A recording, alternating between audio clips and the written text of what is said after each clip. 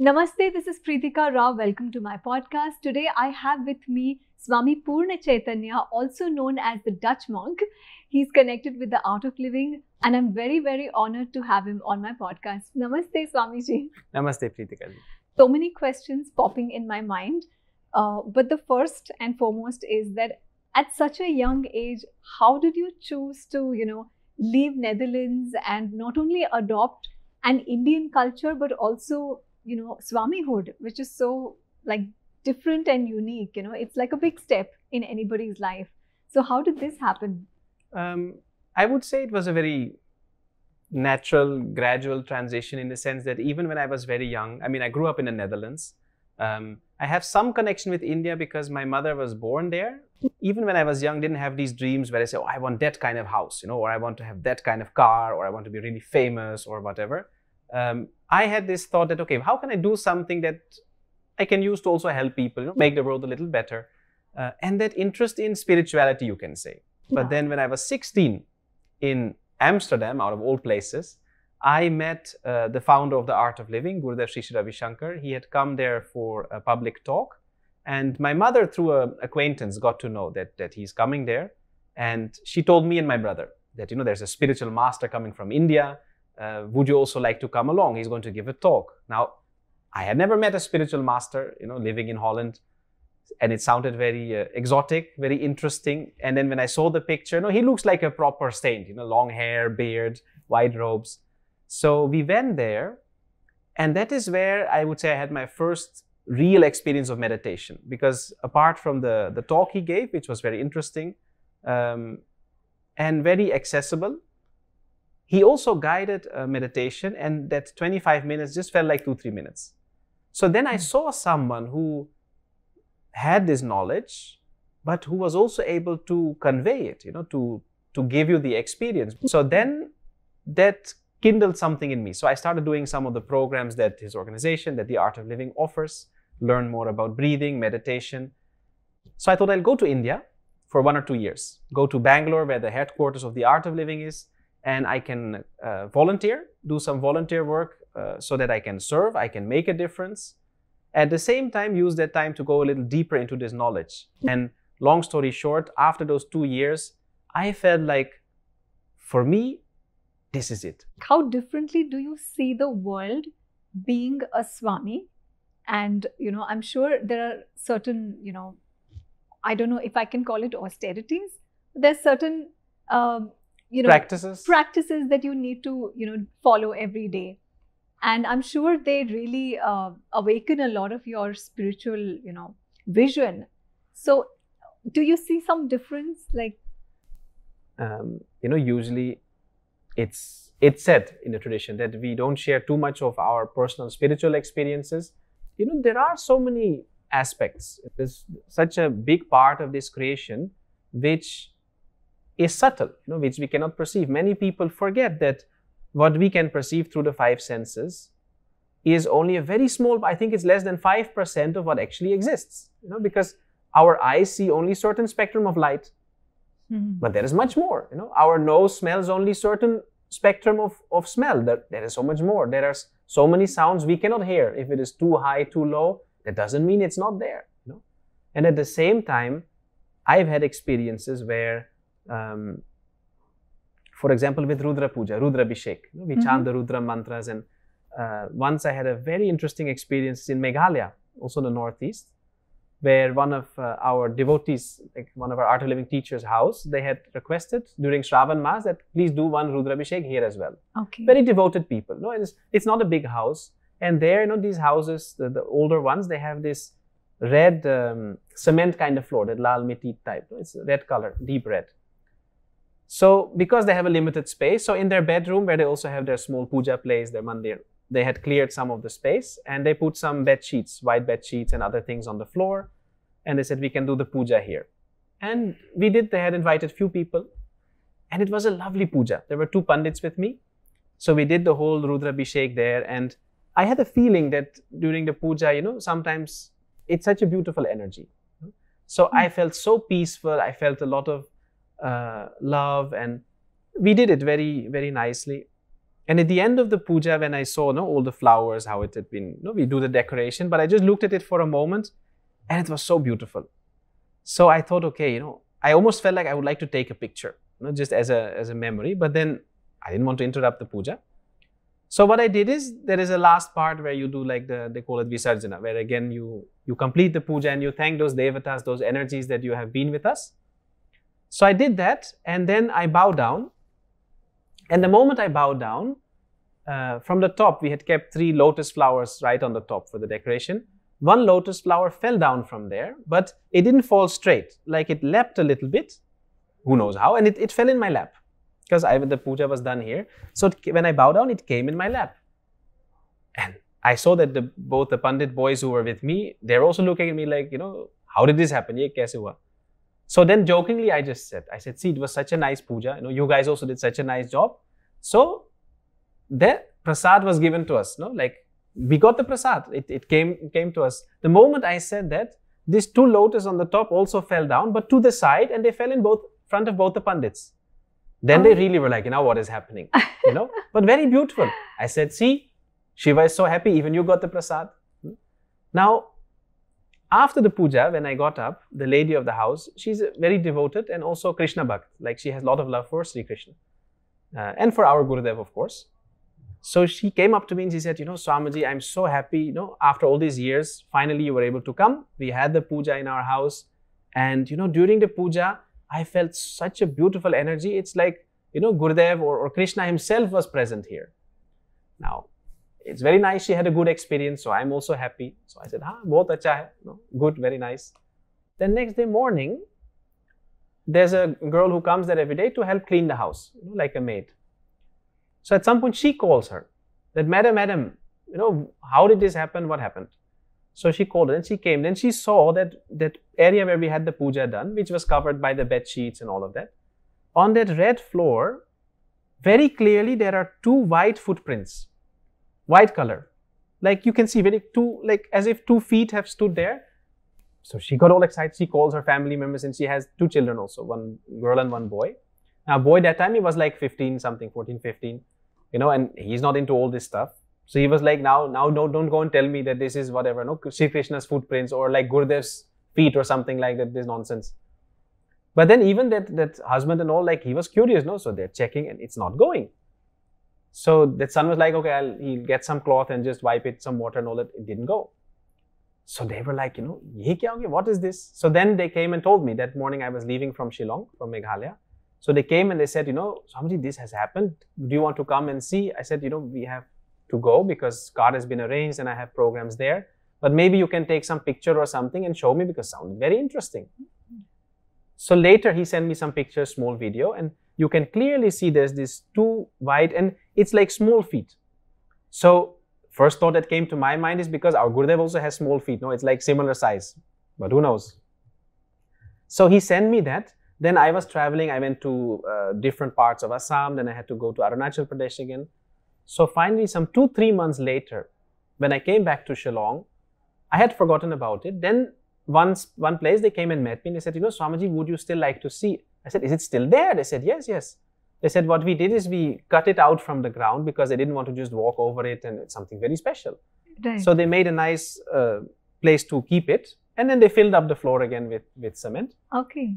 So I went to their place and I saw, and very clearly in this light whitish color, you see these 2 feet on the floor there. And I said, can I touch it? Because I'm also curious, like I have not seen something like this before. So I'm rubbing my finger on it and it doesn't go like it's there. So in a way, it also shows that there are ways that these cosmic energies, that they call devatas, that they do manifest also in our perceptible reality. Because see, these are subtle energies. So Ganesha is not walking around with an elephant head. This was a symbolic depiction that carries a meaning. That way, all these descriptions or depictions of the different devatas and their different forms, because Ashtaganapati, there are different types of Ganesha, there are different types of Lakshmi, there are different forms of Shiva and Rudra, and each is like a visual, you can say, user manual of specific mantras. So one who knows that science, from the picture can see, oh yes, so this mantra has this and this effect, it can be used for this and this and this.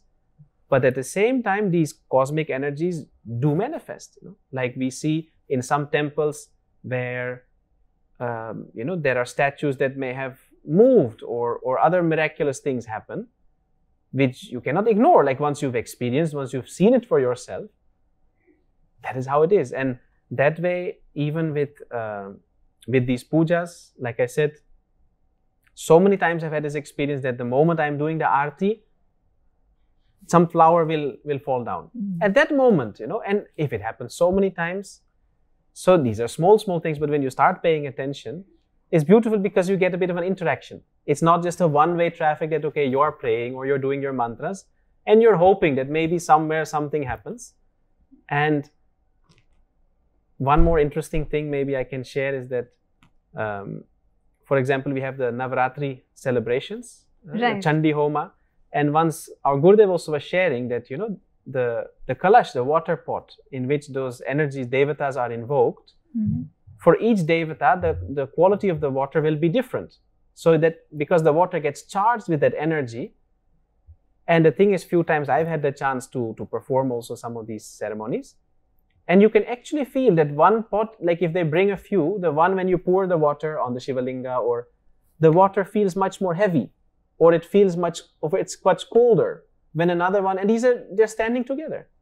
But then different mantras have been invoked in that water, and the quality is different. If you go to Rameshwaram, maybe some people have gone, maybe some people would like to go. Beautiful temple. No, you've been there. So, it's such an amazing temple. And then you have those different tirthas, 33 or 36 or something are there. Yeah. And the first one, of course, is the ocean, but then you go inside the temple and there's all these, for those who don't know, there's these wells. So you have this big temple complex. In the middle is the Shivalinga, the Jyotirlinga. But then around it, you do one pradakshina. There are all these different tirthas or wells where you have a guy with a bucket and a rope, and he will pull up the water from the ground and he can sprinkle it on you or throw it on you. And I had the good fortune that when I went, one of my friends had told me that, you can pay attention that for each of these wells, the water is different. And they say it has different names. They say one is whatever, connected to Yamuna, one is connected to Ganga, one is some other sacred river or some other place. So they each have their own name. But the thing is, the reality is that this is a temple that is basically on the beach. So the groundwater would be salty, if at all. And you have one place here, one hole in the ground from where they pull up the water, one.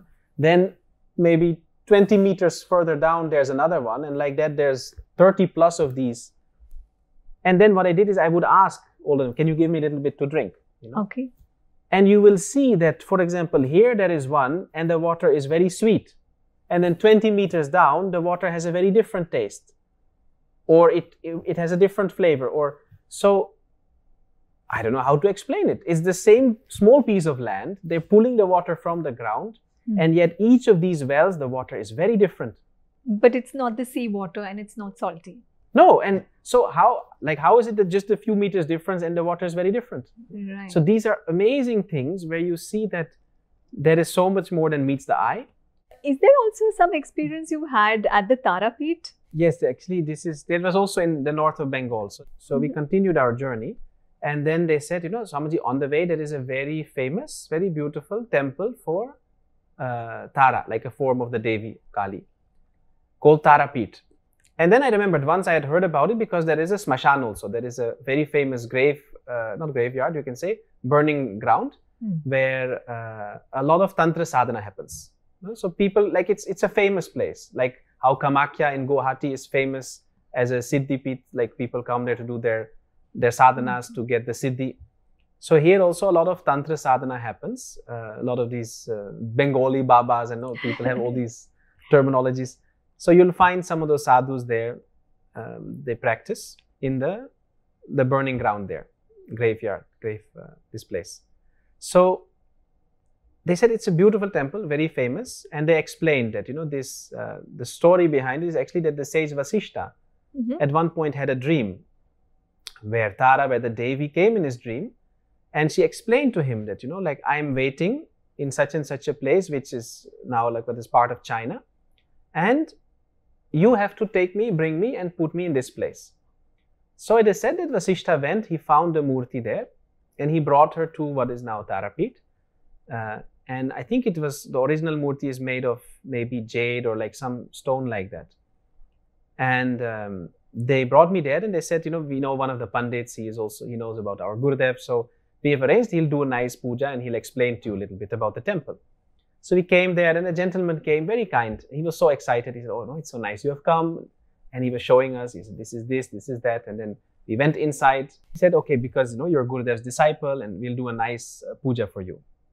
So in between all that chaos, he started chanting. And the funny thing is, it took me actually a few minutes to realize that he's chanting in Sanskrit. Because such a strong Bengali accent that first I didn't even recognize. But then I realized, oh yeah, but this is Sanskrit, just with a different tune, different accent, pronunciation. Okay. Yeah. And then he did the puja and then did the offerings and there was an aarti. And then what happened? Suddenly, without any prior intimation, he said, okay, now you bow down. Hindi mein bola. And then with his hand, he took my head and he just put my head down into all that flowers and, and I'm not sure what exactly happened, but the moment he did that and he just put my head down, suddenly it's like all the sound died away. Like suddenly it was really quiet. And for a moment, I really felt like my head is lying in mother's lap. It was such a beautiful feeling. I don't know, like it was just, and that feeling just came up. And I don't know for how long it was like that. But I felt so much that motherly energy, And then at some point, again, his hand went up. And then it's like, all the noise is back. It's like back to reality. But like experience like this, you never forget. So for me, I take it as a big blessing. And that is why this temple will always have a special place in my heart. But it also shows that somewhere, because I didn't have that intention. And I'll be very honest. Before that, I didn't feel a very strong connection with Devi. Like I was always very enthusiastic about Shiva. I love the Rudra Pujas. And so Shiva, that I definitely feel a connection. But after that, for me, it's like she has also come into that spectrum because it was so beautiful. It was so personal. Once you feel it, you cannot unfeel it. But then, even though I didn't have any such strong intention maybe or expectation, it was very much there. So it shows that these places, it's not just a place where people come and pray or a place for cultural activities or, the temples where they do the proper worship, where people really come with that intention. They carry an energy, so there is definitely something present there. Like even traveling in Tamil Nadu, I've been to such, in the south, but also in Tamil Nadu, like such beautiful temples where you really feel an energy. And there are so many stories. Like, I don't know if you've been to Tiruchendur. Have you been there? There's a beautiful temple for Murugan, Kartikeya. When the tsunami came, so the water receded, but then when the tsunami came, it hit everything on the sides of the temple, but it didn't hit the temple. So this huge wave came, it destroyed so many villages, that whole coast was gone, but that one part in front of the temple, the sea refused to come. Just like Kedarnath, the way Kedarnath. Exactly. Yeah. So it shows that, these places, it's not just stones and decoration. There is something there, and it is something that is to which even nature listens, or that is so aligned with nature, or maybe part of nature, that, it's something that I feel we are fortunate that we can still, in a way, access that, You've spoken about mantras. So I want to know about a little about mantras, and which is the most powerful mantra according to you, or a mantra that can be very easily chanted by anybody without being given a mantra diksha. So mantras it's a beautiful subject. It's something very dear to my heart, and it's a complete science. When they talk about mantra vidya or mantra shastra, just like nowadays we hear a little bit more about the tantra shastras. So tantrics Earlier, the connotation was, with most people, quite negative, because just some exotic aspects would have been highlighted and then you take it out of context. But I mean, it's a very beautiful thing. And what is closely connected to that is the knowledge of mantras. They go hand in hand. So like you have a tantrika or a tantrika, you have a mantrika also, an expert of mantra shastra. And again, it's closely connected to Jyotisha also, to the Vedic astrology, because these are all interlinked. Now, mantras are sound vibrations that have a specific impact on our body, on the mind, on the environment. And actually, every akshara, every letter, every sound is a mantra, basically, or can be a mantra, is a mantra, has an effect, but especially when used in a specific way. Mantras can have a profound impact, and like you said, there are many types of mantras. So some mantras will work with the right preparation. Some mantras will work only with the right initiation. Okay. And some mantras will work for everybody. But for this to go really deeper, it's good to have the proper guidance, because I know now many people are curious. So we can go online. You go onto YouTube, you say, okay, I want a mantra to become rich, just to name something. You will find so many things. And you say, okay, let me go chant this, play this, but then many of these mantras may not really give you the result, because either they need some initiation or preparation. Or even guidance and knowledge, the right knowledge. Definitely that also. Yeah. And some also, what people don't realize, may have an unwanted effect. I mean, not to scare people, but just practically speaking. Say, you want to be healthy. So you read online, okay, milk is good for your health. For most people, milk will be good, but some people are lactose intolerant, Yes. The same when it comes to herbs, when it comes to medication. So like that, for certain mantras, they may have a specific effect, but then they may also have some side effect, where depending on, your karmas, your karmic makeup, so that you can see from your Jyotish chart, and some of these calculations need to be done, that you say, okay, this mantra may be good for some people, but in your specific case, it may aggravate something that you don't want, So there, it's good to have that expert guidance, like you were saying. But there are some mantras that do not have any such flaws, you can say, imperfections, and those are called Prasiddha Mantras. So this is a category of mantras that you can say anybody can chant without having any unwanted side effects. They cannot do any harm, even if you use them in all the wrong ways. Okay. And at the same time, these are mantras that give very quick results. So they don't need any special initiation, any special preparation as such. These mantras can be initiated, maybe even more powerful, but it's not required to get good results. And these are mantras that carry a special blessing from some of the main rishis or saints. And as you asked me for a mantra that's very powerful, anybody can chant, but at the same time to keep it simple, because let's be honest, not everybody has a lot of time. One such mantra that most people would have heard of also is the Om Namah Shivaya mantra, or Namah Shivaya, if you want to take it as 5 aksharas, others Om Namah Shivaya. Because this is a mantra that has a special blessing behind it from Shankara. And it is Prasiddha, which means anybody can chant it, will give you good results, and it will protect you. Because especially for those who are interested and they said, okay, I may already be chanting some mantras, because earlier I found something somewhere, or someone told me this is good, or whatever it may be. Now, if you make sure that, okay, whatever you do, at least every day I will also do one mala, like 108 times, for example. You do the Om Namah Shivaya mantra, then that will also protect you from any, say, unwanted effects that may be there because of some other mantra. Because many times we don't know. Okay. So it's very beautiful how these mantras can come to your aid, you can say. And if we look at the Om Namah Shivaya mantra, for example, it's such a beautiful and amazing mantra. Because if you look at this creation from the perspective of whether it is Ayurveda or Sankhya, they say this creation is made up of 5 elements. Akasha, Vayu, Agni, Jal and Prithvi. Yes. So from the subtle to the gross, we have space, air, fire, water and earth. And everything is a combination, permutation of these 5 elements, these Panchatattva or the Panchamahabhuta. So this is the world we see around us. It is our body and mind. So from an Ayurveda point of view, if you say you want to balance those 5 elements to improve your health, so that can be through diet or lifestyle or so many things.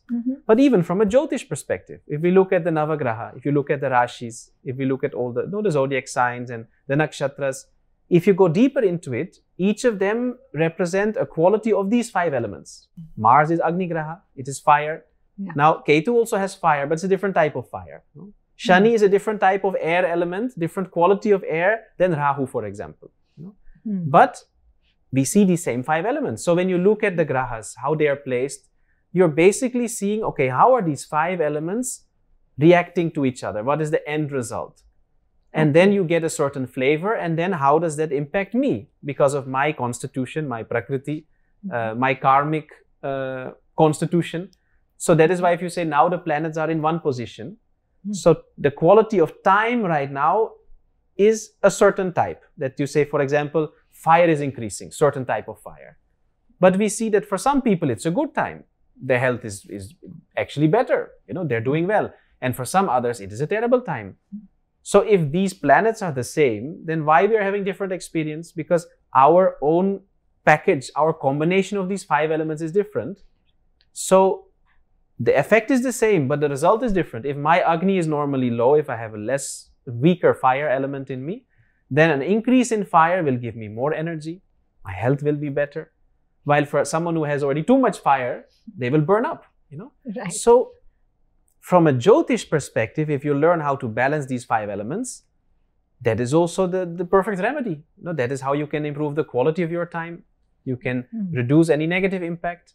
From a Vastu Shastra perspective or Feng Shui perspective, if you want to improve the quality of the space, how the energy is flowing or how you feel or how it is impacting you or your work, an expert will look at it and say, okay, how are those 5 elements present here? And the Om Namah Shivaya mantra, amongst other things, does exactly that. Because these 5 aksharas, Na, Ma, Shi, Va, Ya, are connected to the 5 aspects of Lord Shiva that are known as the Pancha Brahma. So Shiva is said to have 5 faces or 5 forms. These are Sadyojata, Vamadeva, Aghora, Tatpurusha and Ishana. And these each govern one of the 5 elements. They are called the Adhishtata. So Sadyojata is the form of Shiva that governs the earth element. And he's connected to that sound Na. Vamadeva governs the water element. He rules that element and he's connected to the sound Ma. Then you have Aghora, who governs the fire element and he's connected to that sound Shi. Then Va sound is connected to Tatpurusha, who governs the air element. And Ya is connected to Ishana, which governs the space element.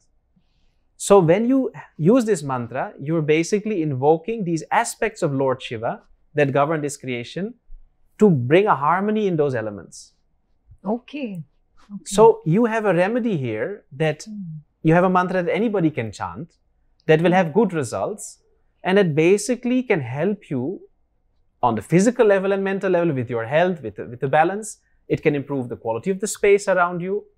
It can improve the quality of the time. So this is one of the most effective and easiest remedies that anybody can do. So it's such a gift. So people may have heard this mantra, I know, maine suna hai, and maybe you chant it sometimes. But if you really see what all it does, then it's so precious. And our mind has a tendency that we like complicated things. If it's too simple, if someone says, if you want to get better, no, just drink enough water, get enough sleep, take rest, theek ho jayega. You'll be fine. But then we think, but we want some special medicine, some complicated routines. So when it comes to mantras also, I think it's valuable for people to understand that you don't need to know thousands of mantras. You don't have to do 10, 40 different mantras every day to be really a proper sadhak or to really excel on the spiritual path. If you have one mantra that works for you, and you do it sincerely, that makes a big difference, of course. You'll be dedicated to it. You practice it regularly. You do it with sincerity, with devotion, with honor and respect. But that one mantra is enough to bring light to your soul. That can enlighten you. That can really allow you to progress. It can burn so many of your karmas. It can do so much for you. And this is a mantra that anybody can take up. So if you say, okay, I don't know a proper person or I don't have a guru yet who can give me a mantra which is best for me. So these Prasiddha Mantras, there's Om Namo Narayanaya, for example, Om Namo Bhagavate Vasudevaya, these are Prasiddha Mantras. So that if anybody takes up, it can do so much good in their life. And I've seen with my master, Gurudev Sri Sri Ravi Shankar, so many times when people ask, they say they have some problem, or he will say, chant Om Namah Shivaya. People don't realize, or this is mantra that everybody knows, he should be giving me some special mantra. But the point is that he is giving you this mantra because this is one of the most powerful, the most effective, and the most useful mantras. It's such a blessing.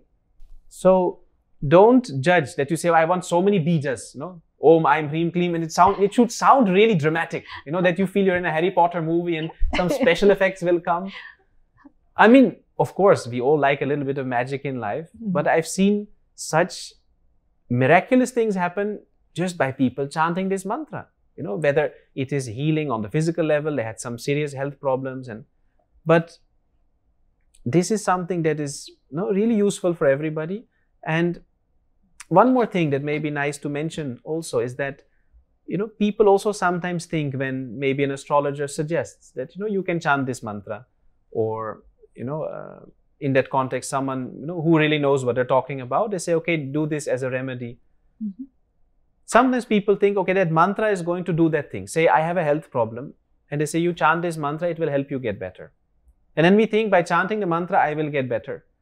But how it works is, the mantra invokes the Shakti or energy, the blessings of a certain Devata, cosmic energy, that can help you remove that karmic blockages or the karmas that are causing that situation for you.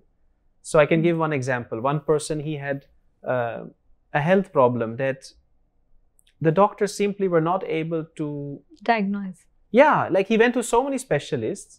They looked at him, but they were not able to figure out, okay, what exactly is going wrong and how can we fix it? I mean, it was obvious there was a problem. He was really suffering, but they couldn't find the cause. And they tried giving him different medicine. He went through different treatments. Nothing was helping. Now finally, and this guy is not into spirituality and all, but finally someone said, I know a very good Vedic astrologer. You talk to him, he can give you some solution maybe. He went there. Now, the person suggested, okay, I will give you this mantra. It will help you to overcome this problem. Now, the guy doesn't believe in any of that, but he was like, I've tried everything. At least I can give it a shot. No, that every day, that 10-15 minutes of sitting and chanting, that let me give it a try. So it's not like he did it with a lot of devotion, all, but he did it sincerely. Now, after some time, maybe 1.5 months later, the Jyotishi, the astrologer, he just reached out to the person and asked him, like, how are you doing now? And he said, oh, actually, I'm doing great. But it's not because of the mantra. So then he was asking, okay, then what happened? He said, no, so he said, yeah, so I was doing this mantra and all, but then what happened? Actually, one of my friends called me suddenly. He said, I met this doctor, very nice person, and I heard very good things. Why don't you go and meet him? And he said, so I went to meet that doctor. And when I came there, actually, he was able to tell me what was wrong. He saw me, he was able to diagnose, and he gave him some very simple medication. And with that, his problem was gone, that he had been suffering for 2-3 years. So he said, so I'm doing great, but it's not because of your mantra. Now, the interesting, Jyotishi was laughing, because what happens is, see, for so many years, you saw so many doctors. Now, there was something in your destiny or karma, whatever you want to call it, that resulted in the fact that none of these doctors, who are good doctors, they have helped so many patients, were not able to see that problem or diagnose it or come up with a solution. So the beauty is, the moment the mantra starts working, and sometimes it takes a little time to remove that blockage, then suddenly solution comes. People think sometimes, okay, just doing the mantra, you will get rich. Maybe doing that mantra, suddenly you will get someone on your doorstep who will give you an opportunity that you may have to work for, but it can increase your wealth. So it's all on the subtle level, but it's fascinating because you start seeing how there is this whole unseen dimension to our existence. That starts operating. And from where everything comes up. We cannot change a thought before it comes up. Now, what is defining the type of thoughts that we are getting? What is defining the quality of thoughts? What mantra does is that it changes the quality of your thoughts. So your karmas, that we take from previous lives even, and even from this life, it is basically the conditioning. It's the vasanas or the sanskaras. It is the mental conditioning in the consciousness that is causing certain thoughts to come up, and therefore you can say guiding us in a certain direction because we have limited choices. So that is why you say, no, how come this astrologer knows that I have gone through this and this and this in my life? Because these were the only options you had. So the beauty is that the mantra can either negate certain karmas, it can burn those things, or it can reduce it, it can alter it, so that the quality of your thoughts improve, and therefore the type of choices you make, the options that you have, and therefore the quality of your life. Because suddenly you may start making choices where even you don't see the end of the road, but it will put you in a place where you are more healthy, you're more happy, you may meet the right people. So wise people see that, okay, this is also something that we can invest in a little, because then you're working on the root cause. These Prasiddha Mantras that you spoke about, is it okay to practice more than one? It depends on the purpose, right? Like I said, any one of these mantras will, it's like it carries that blessing. So it will protect you. It will do only good. Now, of course, there are some nuances. Like I explained a little bit about some of the effects of the Om Namah Shivaya mantra or Namah Shivaya mantra. If we talk about Om Namo Narayanaya, that has a different flavor. You know, it has a different quality to it. But both of them will do this general job of protecting you. And you can chant more than one.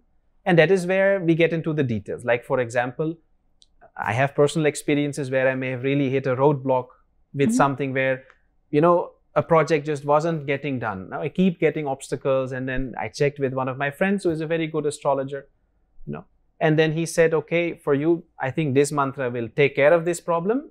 You start doing this every day so many times. And I tell you, from the second day that I started it, things started moving. I still made sure I did it for 40 days because that is what he suggested. But I already, the second day, suddenly I met a person who said, you know, I can help you. Oh, you're having this thing, I can help you with that. And that ball started rolling. And like that, even with other people, I've seen that sometimes for years they've been struggling to get rid of something or to achieve something. And then the right mantra can really work magic.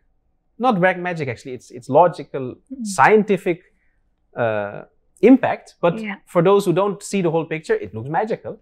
It's like opening up the locks. Exactly. Yeah. So there, like with medicine, no? Sometimes you need to take it for a little while, and when the job is done, you don't have to keep taking it rest of your life. I've had so many beautiful experiences with my mantra chanting, in my meditations, you know, where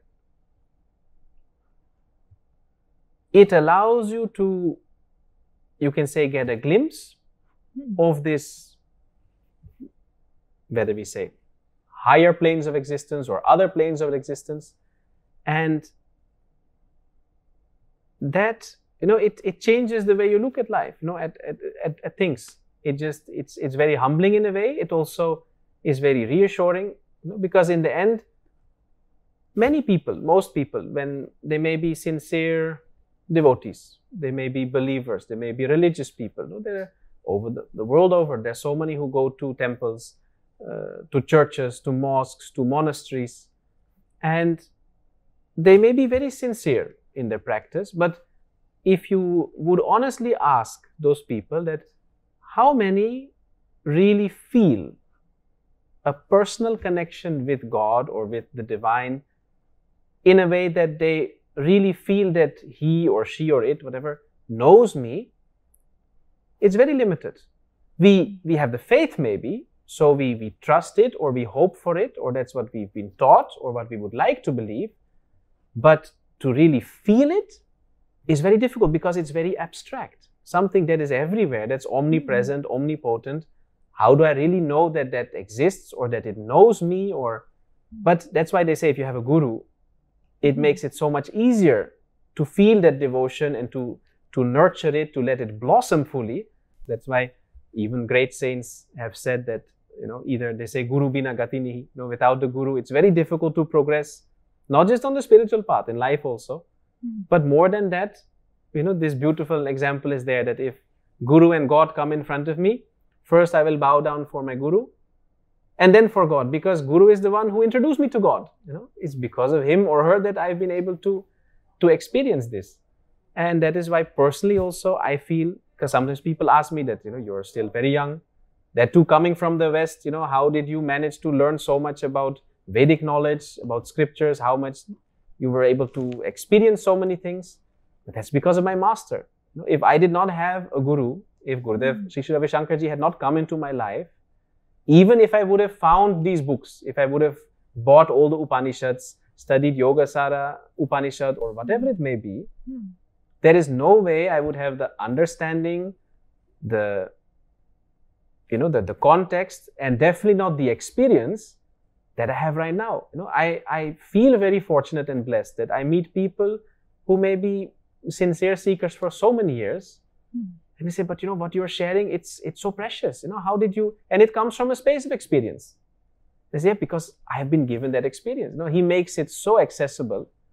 And that is why, for the spiritual seekers out there, I would say that apart from the sadhana, and the practices, don't underestimate this, because people can practice their whole life, but there is no guarantee that you will reach a certain point. While when you come into the presence of a master, then his or her intention itself can take you forward leaps and bounds. Swamiji, thank you so much for this wonderful podcast. My pleasure. Your beautiful spiritual experiences are an encouragement to all of us, all the spiritual seekers out there. You can put in your comments for Swamiji, and I'll read them and try to answer them, maybe through Swamiji if you have any questions. And you can follow and subscribe. Lots of love. Jai Gurudev. Jai Gurudev.